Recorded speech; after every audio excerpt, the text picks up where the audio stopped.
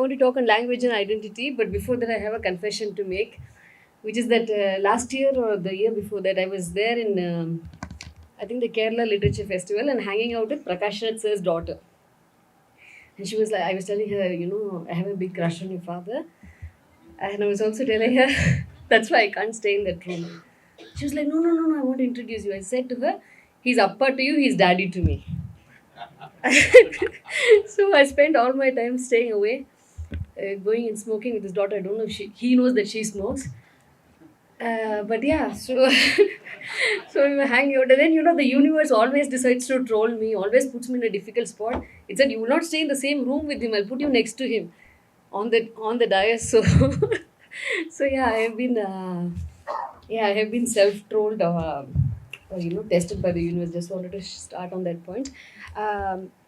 Having said this, it was a great pleasure to be invited by the Vice Chancellor, Professor Ganta Chakrapani, and also my friend from the Vidudalai Chiruthaigal Katchi, Jilikura Srinivas, who is here, and also Professor Rajani ma'am, and everyone else on the dais to be here.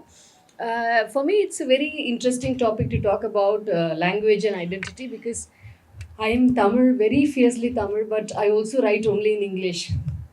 And sometimes I think that because I write, the kind of things that ma'am wants to read or anybody wants to read, I think because I write in English, I always have that this little gap that protects me.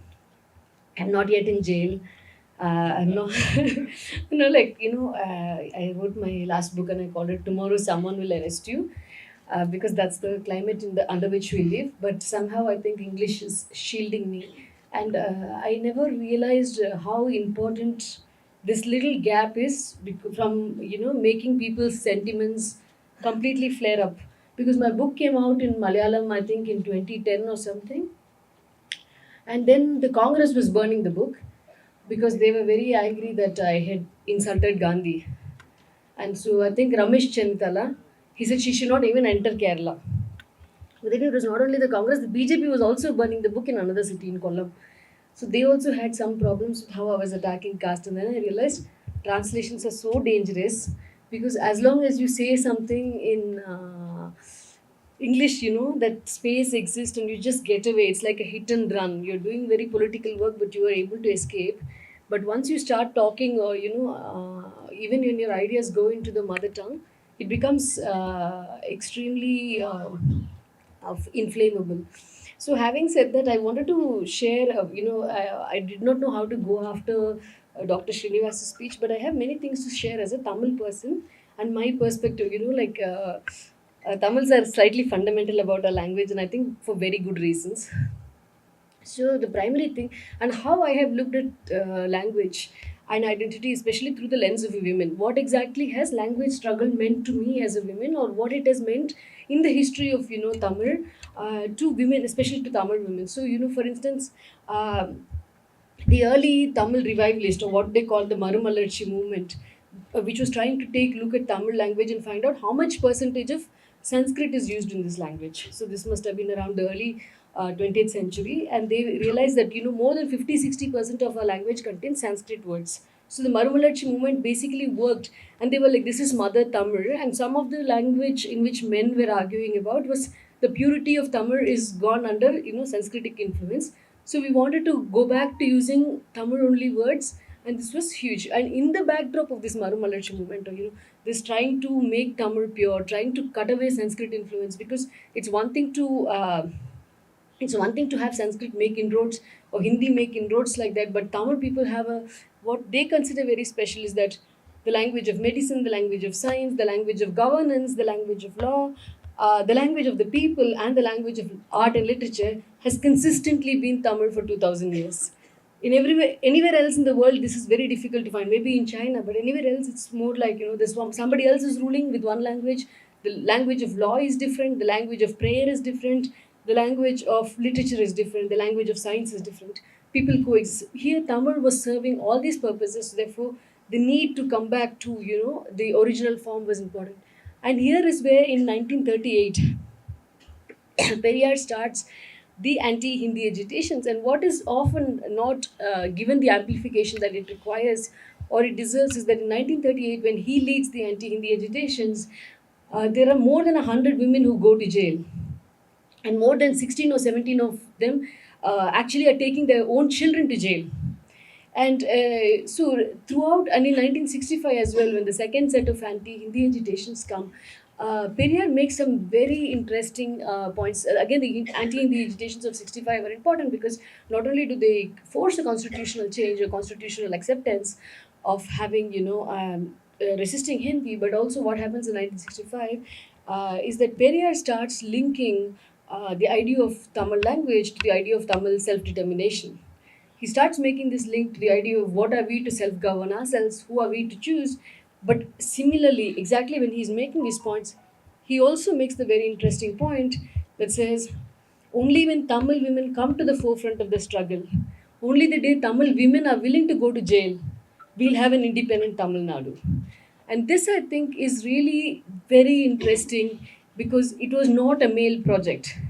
For in Periyar's vision, the idea of protecting Tamil or being Tamil or taking Tamil into charge was not something the men had to do. It was, and it was not like, oh, the women's place is the kitchen, which is what a lot of ideologies, fascism, neo-fascism, whatever is the Indian Sanghi version of fascism. Everybody wants women to be in a certain place, but Periyar's idea was that women have to be in the forefront of the struggle, and his whole articulation was the day women get ready to go to jail, we have an independent Tamil Nadu. And where does that come from? It comes from this understanding that women, everyone sees them as the carrier of culture, but also what is it for women to transmit language and to uphold language. And then I think these might have been, something I studied, not during my lifetime. But then we saw, I think, the most visible marker of standing up for language, of taking identity seriously and fighting for self determination and for the preservation of culture in, I think, the Tamil liberation movements that were fighting for Elam. So through the 80s and through the 90s and until 2009, when the genocide in Elam, Tamil Elam wiped away 150,000 Tamils, or 1.5 lakh Tamils, we realized that women were part of the armed resistance. A third of the tigers were women. That women were taking up arms in order to get a Tamil homeland, and the Tamil homeland was important because within the structure, within the unified Sri Lanka, Tamil started becoming a second language, a second, what do you call? Secondary citizen, or getting second status, or a lowered status, and therefore it became important to articulate the kind of discrimination they were undergoing, but also violence, that the structural violence they were undergoing by fighting against cultural genocide and all of this. So I think in the 80s and 90s, this struggle by the tigers, but also other armed militant groups, for the for a separate state, but also for the right to self-govern. But mainly, it started with Tamil for the sake of language and identity. And I think that was also very fundamental in redefining what is the relationship between women and language. How far will women go to protect their language? What will we do for the protection of our language? And that even if it comes to taking up arms, we're willing to take up arms for the sake of our language. And I think that is something that is such a important understanding of how we look at language, because it's not just politicians, it's not just someone making policy, but I think it's really a life and blood struggle. And at the in the post 2009 phase, and I also saw in Tamil Nadu once again this movement being taken up by the Liberation Panthers or Vidudalai Chirutaigal. So what happened was, there was this idea of how do you reject Hindutva, or how do you reject Sanskritization largely. And there was a mass movement of people taking up Tamil names. Somebody was called Ramasamy, and then his name is changed to Tolkapian, which was so people were actually renouncing names which held Sanskritic references and going back to pure Tamil names. And I felt that that was also part of, and this was done by a party largely seen as a Dalit-led party or an anti-caste Dalit party.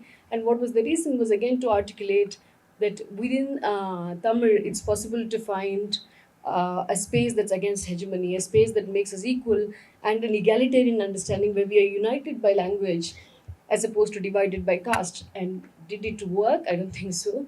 But was it a symbol of resistance? Yes, it was. Having said this, I want to talk a little bit about my work as a translator because and I finished on this. I translated the Tirukural, at least the love poetry of the Tirukural, into English, and I discovered that in 2000 years, a classical text did not have a female translator or a women translator. And this is very interesting because obviously the example that I just told you was that women are willing to die for language, but are women allowed to translate the classical text? Does the space exist within discourse, within elite discourse, within important discourse for women to come and say, no, no, this is what I think about language, this is what I think about the classics, because I think that's become like such a male dominated field that for women to make inroads into that costs us so much, and it becomes a struggle. Like why in 2000 years? See, and this is also very interesting because all half of the 250 couplets of the Tirukural, half of the 250 kurals, more than half are about women, are about how she looks, how she's terror, how men fall for her, how they miss her, how she's fighting. So everything is about the Tamil women. The Tamil women exist inside the text. She does not exist as a commentator of the text. She does not exist as a translator of the text and to take up that space and to say, no, no, the Tamil woman is not going to be trapped within the text, but she's going to talk about the text. She's going to be a philosopher of love. She's going to be a scholar of love. She's going to be a scholar of this language. And I think it's so important for us as women to also take up that space because that space is not easily granted. It's a space you negotiate, it's a space you take up. Having said that, why do I go back to the Tirukural?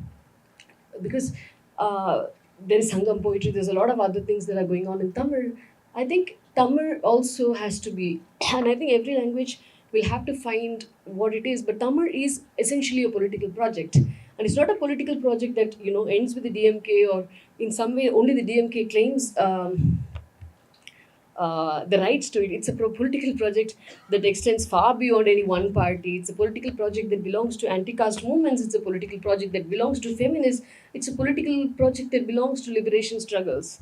Just because they don't exist today, or just because their voices have been silenced, doesn't mean that Tamil is not a political project. And why is it a political project? At least for me as a translator, there's something that I observe when I start with the Quran. I'm going to finish on this point.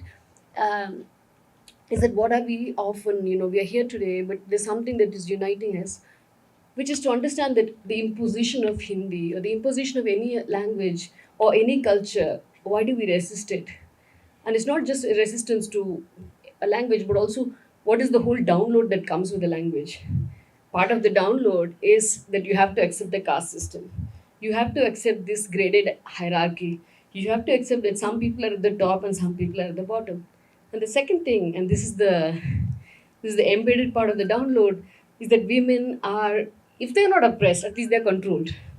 So this control of women is also part of this download project of whatever language they want to impose, whatever culture they want to impose. And here I think that Tamil, and especially the Tirukural, Periyar was, in spite of all his work, in spite of everybody says, he called Tamil barbaric, he called Tamil this and this. But Periyar actually held meetings or conferences only on the Tirukural around the country, and he said, "This is my answer to Varnashrama. This is my answer to, Hindu imposition, Hindi imposition." And there's two things in the Tirukural that really, really stand out for me. One, of course, has been appropriated by Vijay. Unfortunately, is the part that says "Pirapokkum ella uyirkum," which is that all lives are the same by birth, which runs contrary to Manusmriti, runs contrary to a lot of these ideas that people are by birth, stratified, or there is hierarchy in birth. To believe that there is no hierarchy is a very important point.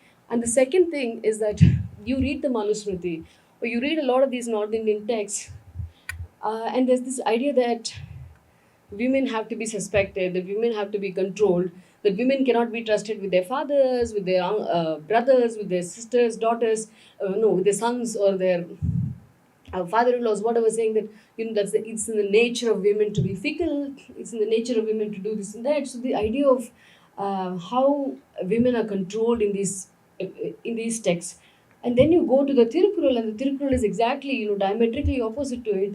So it says, "Sirai kaakkum kaappu evan seyyum magalar nirai kaakkum kaappe thalai," which is what is the point of putting a prison on a woman? It's only for the women to control herself. And I think this exact idea that female autonomy, female independence lies in actually letting her choose, in letting her have control. I think that is so fundamentally different from what the right wing and the fascists want us to follow. So for these two reasons, I find that it's a very interesting, important political project that we take up, our mother tongues, or especially in the south, Tamil, Telugu, Kannada, Malayalam, and also the other languages, Tulu, the Adivasi languages, and use them as sites of memory, sites of resistance, and also archival sites where we remember the history of what we fought for and what we fought against. So, thank you so much.